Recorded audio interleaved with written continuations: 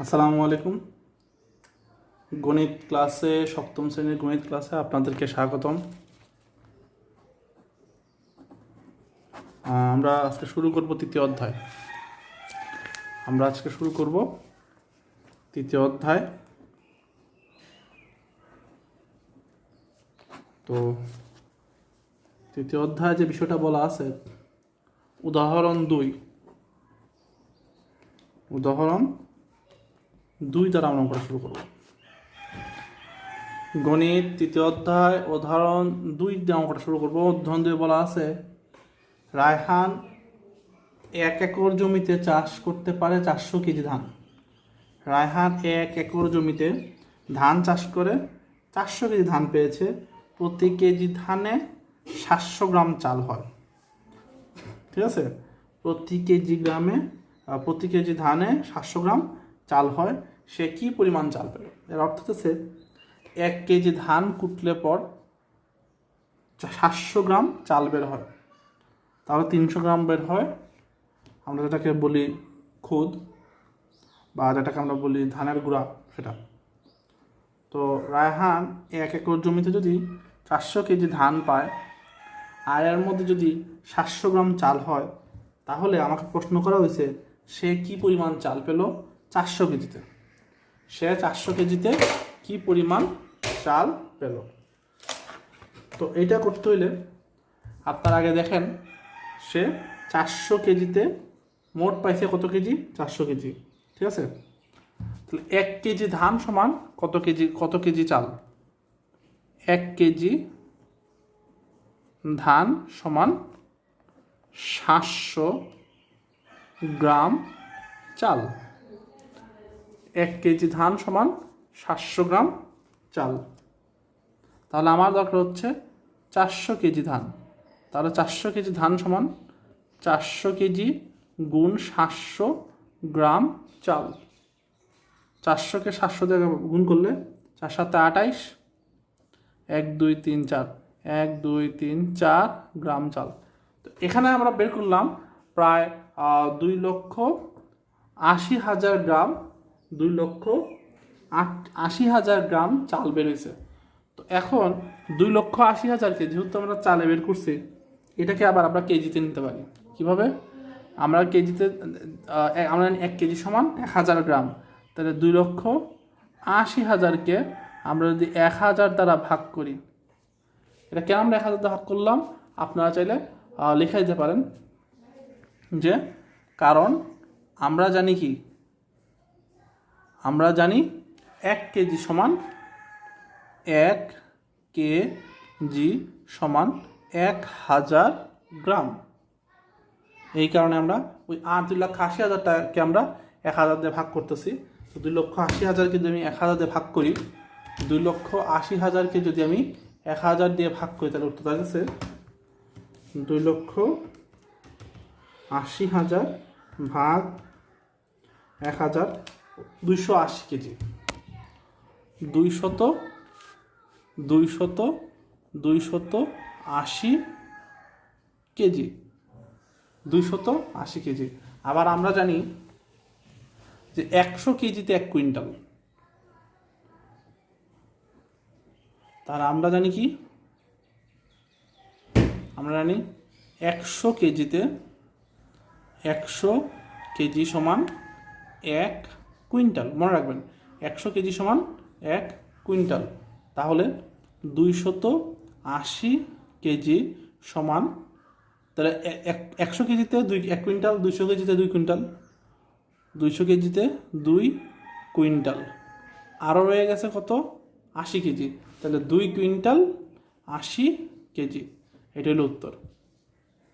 100 কেজিতে 1 কুইন্টাল, তাহলে 280 কেজি সমান 2 কুইন্টাল 80 কেজি। এই হচ্ছে আমাদের অঙ্ক।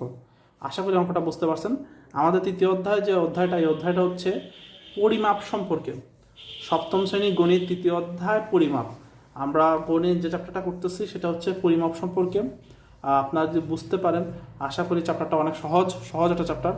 যদি আপনি কিছু সূত্র জানেন, সূত্র বলতে কি, আপনি যদি মানগুলো জানেন যে কোনটা কত কেজিতে কি হয়, ঠিক আছে, গ্রাম কীভাবে বের হয়, কেজি কীভাবে বের হয়, মিটার কীভাবে বাইর হয়, সেকেন্ড কীভাবে বাইর হয়, এগুলো যদি আপনি জানেন তাহলে এই চ্যাপ্টারটা অত্যন্ত সহজ।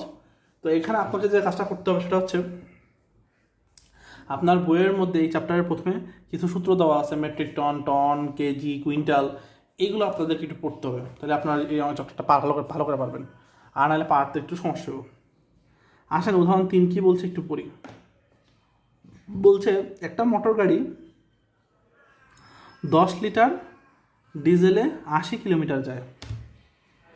আচ্ছা, তো 80 কিলোমিটার যায় সে 10 লিটার ডিজেলে, ঠিক আছে?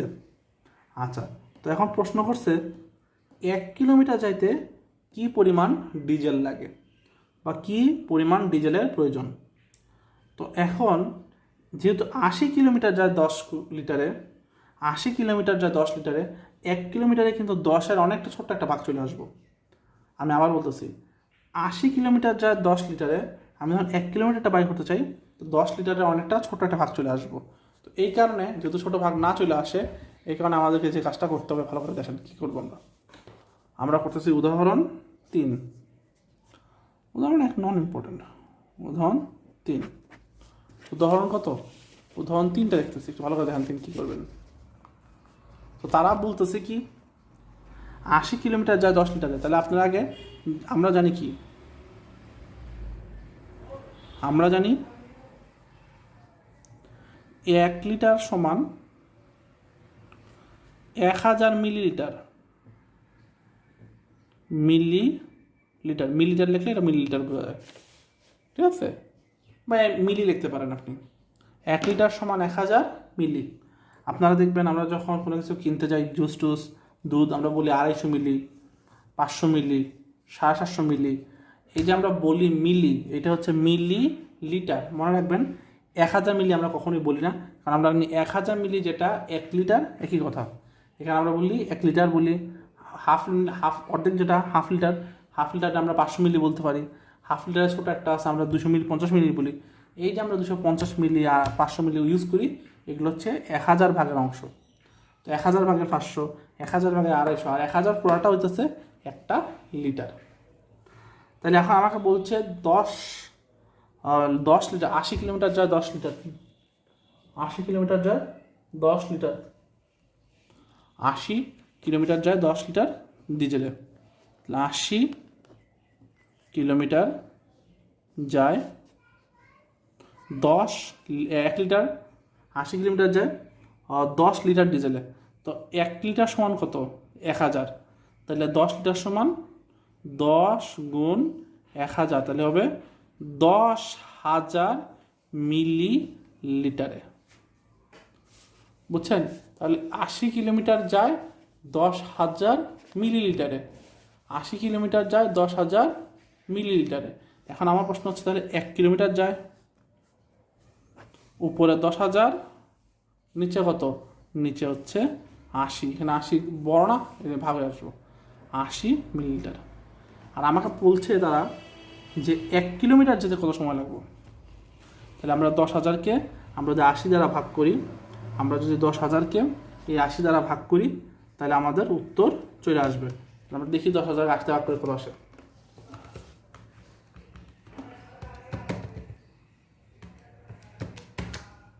125। তাহলে আমার কত লিটার তেল লাগতেছে? 125 মিলি ডিজেলে, 125 মিলি ডিজেলে। আমরা 1000 দিয়ে 80কে ভাগ করছি, তাহলে 125 মিলি ডিজেল লাগে। তাহলে আমরা কি লিখছি? আমরা জানি 1 লিটার সমান 1000 মিলিলিটার। তাহলে 80 কিলোমিটার যায় ওই 10 লিটারে, তাহলে 1 লিটার সমান হলো 1000, তাহলে 10 গুণ 1000 মোট হলো 10,000 মিলিলিটারে। তাহলে 1 কিলোমিটার যায় ওই 10,000টা উপরে থাকবো, 80টা যেহেতু এইখান থেকে এদিকে আসতেছে, তাহলে ভাগ হয়ে যাবো, উপরে 10,000 নিচে 80 কি মিলিলিটারে।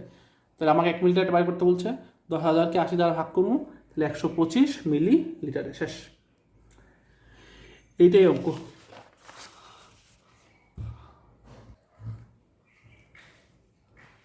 আসেন আমরা উদাহরণ 4 করি।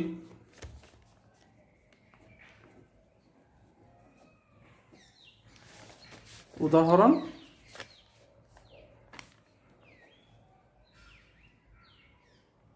4, উদাহরণ 4 করবো, ঠিক আছে? কি বলছে উদাহরণ 4-এ? দেখেন, আপনাকে বলতেছে একটি ত্রিভুজের ভূমির দৈর্ঘ্য 6, উচ্চতা 4 মিটার, ক্ষেত্রফল নির্ণয় করতে। তা আমাকে আগে জানতে হবে ত্রিভুজ ক্ষেত্রের ক্ষেত্রফলের সূত্র কি। ত্রিভুজ ক্ষেত্রের ক্ষেত্রফলের সূত্র কি? তো আমরা লিখবো এখানে, আমরা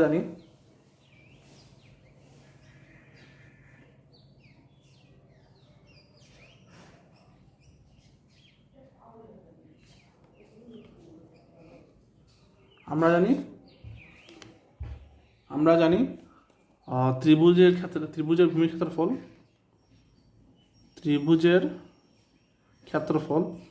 আকৃতি ক্ষেত্রের ক্ষেত্রফল বা ত্রিভুজের ক্ষেত্রফল, আমরা জানি ত্রিভুজের ক্ষেত্রফল হাফ ইন্টু, আচ্ছা 2/1 ইন্টু ভূমি পূরণ উচ্চতা, হাফ ইন্টু ভূমি পূরণ উচ্চতা। আমরা জানি ত্রিভুজের ক্ষেত্রফল কত? হাফ ইন্টু ভূমি পূরণ উচ্চতা। তাহলে হাফ তো লিখলাম, ঠিক আছে। হাফ তো আমাদের যেভাবে আছে সেভাবে লিখবো আমরা। ভূমি তারা বলে দিচ্ছে যে ওই ত্রিভুজের ভূমি হইতেছে কত? ওই ত্রিভুজের ভূমি হইতেছে 6 মিটার, আর ওই ত্রিভুজের উচ্চতা হলো 4 মিটার। তাহলে হাফ ইন্টু 6 ইন্টু 4, তাহলে 6 আর অর্ধেক হলো 3, 3 4 12 মিটার। তাহলে হচ্ছে 12 ক্ষেত্রফল, যেহেতু ক্ষেত্রফলকে লিখতে হয় স্কোয়ার মিটারে প্রকাশ করতে হয়, দেখবেন 12 বর্গ মিটার, 12 বর্গ মিটার। আশা করি আপনারা বুঝতে পারছেন। তাহলে ত্রিভুজের ক্ষেত্রফল হচ্ছে হাফ ইন্টু ভূমি পূরণ উচ্চতা, হাফ ইন্টু ভূমি দেওয়া আছে 6, উচ্চতা দেওয়া আছে 4, হাফ ইন্টু ভূমি পূরণ উচ্চতা মান আসছে 6 কি আমরা যদি কাটাকাটি করি 2 দিয়ে 6 ভাগ করে 3, 3 4 12 বর্গ মিটার। আচ্ছা, এটা হচ্ছে উদাহরণ 4-এর উত্তর। দেখি উদাহরণ 5-এ কি বলছেন। উদাহরণ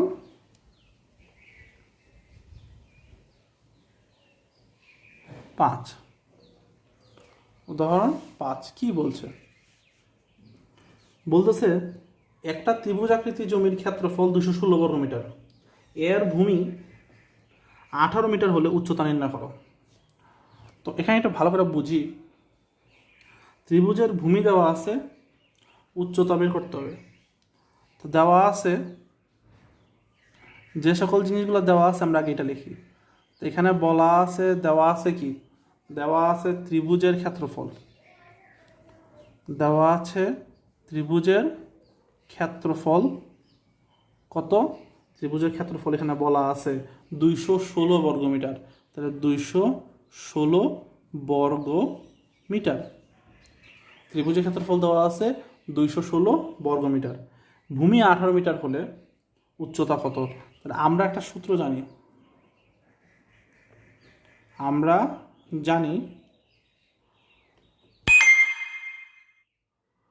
জানি ত্রিভুজের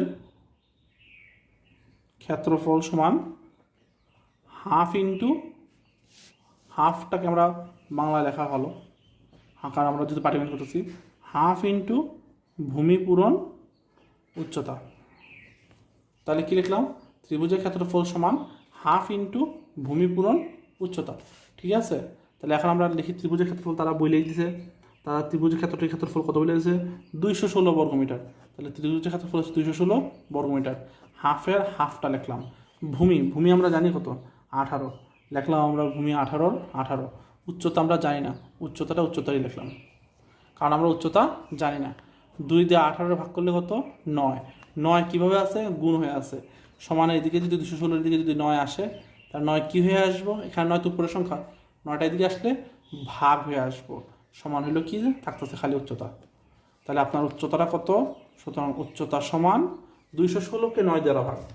তো 216টা যদি আমি 9 দ্বারা ভাগ করি, তাহলে আমার উত্তর আসতেছে 24 বর্গ মিটার, 24 মিটার। তাহলে আমার উচ্চতা হচ্ছে কত? 24 মিটার। আশা করি আপনারা অঙ্কটা বুঝতে পারছেন। দেওয়া আছে ত্রিভুজের ক্ষেত্রফল 216 বর্গ মিটার। তারপরে আমরা যদি ত্রিভুজের ক্ষেত্রফল হাফ ইন্টু ভূমি পূরণ উচ্চতা, তাহলে আমরা 216 হলো ত্রিভুজের ক্ষেত্রফল সূত্র বসাইলাম, হাফের হাফ লিখলাম। ভূমি হচ্ছে কত? ভূমি তারা বলেই দিচ্ছে 18 মিটার, লিখলাম আমরা 18।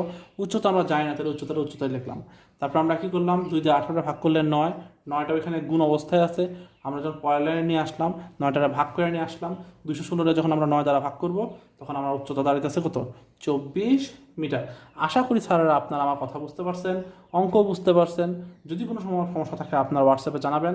আর যারা ইউটিউবে আছেন দেখতেছেন ভিডিও, আপনারা ভিডিও দেখেন, সমস্যা নেই, কিন্তু বেশি বেশি আল্লাহর কাছে দোয়া করবেন যেন করোনা ভাইরাসটা তাড়াতাড়ি শেষ হয়ে যায়। আর মোটামুটি আমাদের তৃতীয় অধ্যায় শুরু করছি। তৃতীয় অধ্যায়টা পরিমাপের চ্যাপ্টার। এটা আমরা প্রথম দিকে কিছু উদাহরণ করবো, তারপর আস্তে আস্তে আমরা চেষ্টা করবো মেইন অঙ্কে ঢোকার। ভালো থাকবেন, সুস্থ থাকবেন, দোয়া করবেন আমার জন্য, আমি আপনাদের জন্য দোয়া করি।